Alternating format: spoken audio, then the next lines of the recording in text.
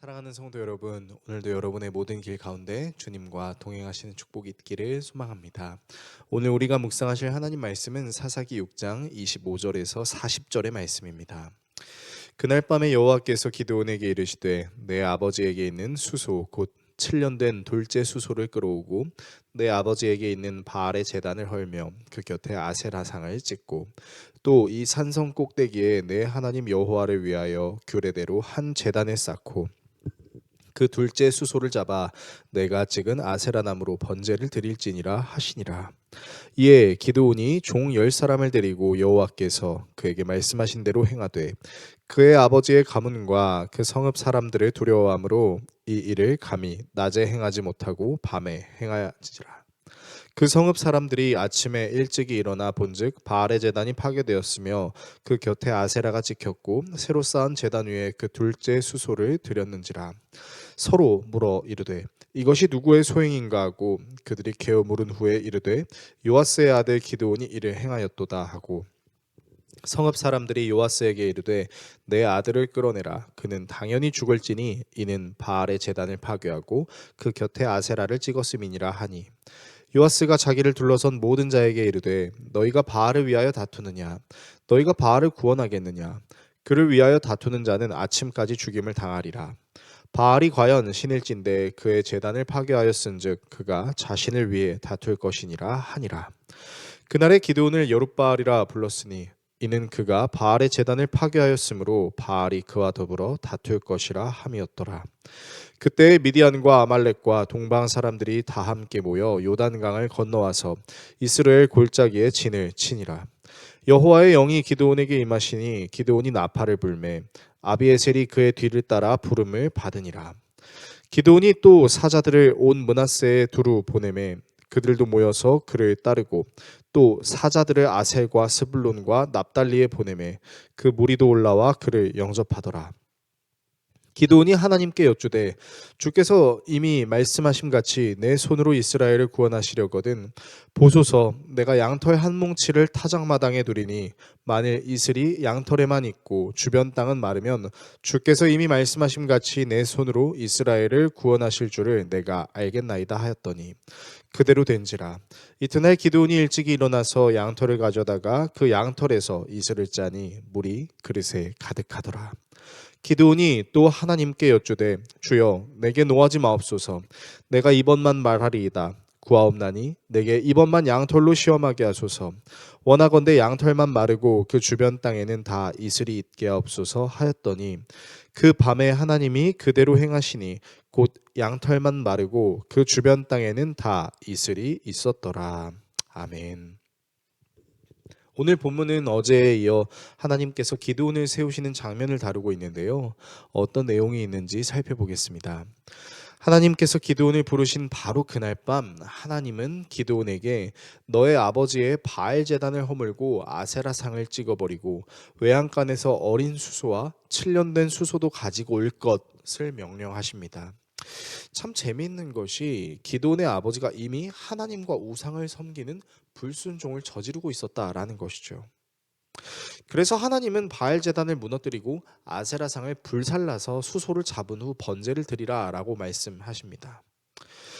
기도는 하나님이 말씀하시는 대로 하긴 했지만 자신의 아버지 그리고 그 성읍에 사는 사람들에게 들킬까봐 이 일을 낮에 하지 않고 밤에 진행하는데요. 결국 다음날 아침 이 사건이 드러나고 사람들은 기드온이 이 일을 저질렀다는 것을 알아차리고 기드온을 벌하려고 합니다. 그래도 아들을 지켜야 된다고 생각했는지 기드온의 아버지 요아스는 바알이 정말 신이라면 자기 제단을 직접 헐어버린 저 사람을 그대로 두지 않을 것이다 라는 식으로 반박합니다. 이때 기드온에게 바알과 다퉜다는 여룻바알이 그 별명이 생기게 되는 것이죠.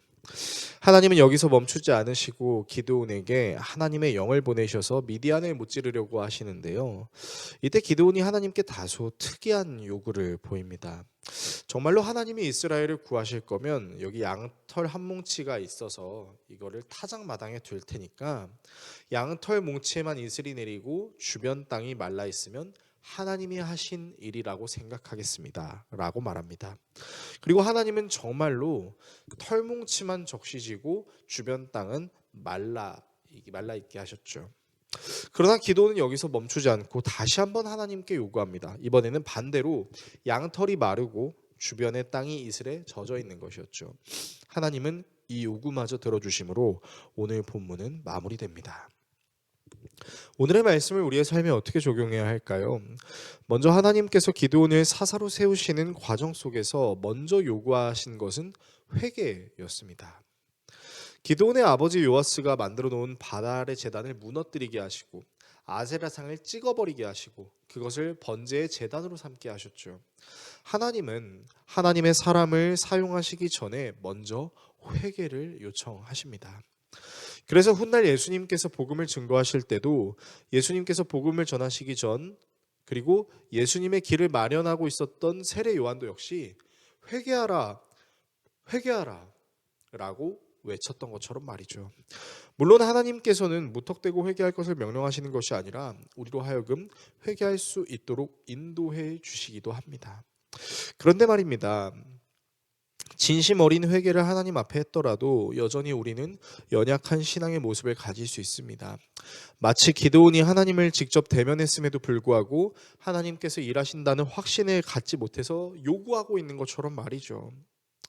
이런 기드온의 모습을 가리켜서 몇몇 신학자들은 기드온이 하나님을 믿고 있음에도 불구하고 이교도적인 신앙의 모습을 보이고 있다라고 해석하기도 합니다. 그리고 기드온의 이런 모습은 우리로 하여금 회개하게 하시는 분도 회개 이후에 여전히 연약한 모습을 지니고 있는 인간임에도 불구하고 포기하지 않으시고 이끄시는 분도 하나님이라는 사실을 알게 해줍니다. 하나님의 자비하심은 스스로 돌이키지 못하는 인간을 돌이키게 하실 뿐만 아니라 돌이킨 이후에도 다시 죄로 돌아가려는 인간을 돌아가지 못하게 하시는 은혜로 함께 하십니다. 그리고 이 은혜는 오늘을 사는 우리에게도 필요한 줄로 믿습니다. 기드온을 부르시며 세우시는 하나님이 기드온과 같은 우리를 부르시고 세우실 것을 믿는 믿음으로 오늘도 하나님과 함께 삶을 살아내는 신앙생활, 생활신앙을 하실 수 있기를 예수 그리스도의 이름으로 축원합니다. 기도하겠습니다. 우리를 사랑하시는 하나님, 하나님은 우리를 회개하게 하실 뿐만 아니라 회개 이후에도 여전히 연약할 수 있는 우리를 포기하지 않고 인도하십니다. 이 하나님의 자비하심을 당연하게 여기지 아니하고 은혜로 믿으며 하나님과 함께 생활 신앙으로 나아가게 하여 주십시오. 예수 그리스도의 이름으로 기도합니다. 아멘.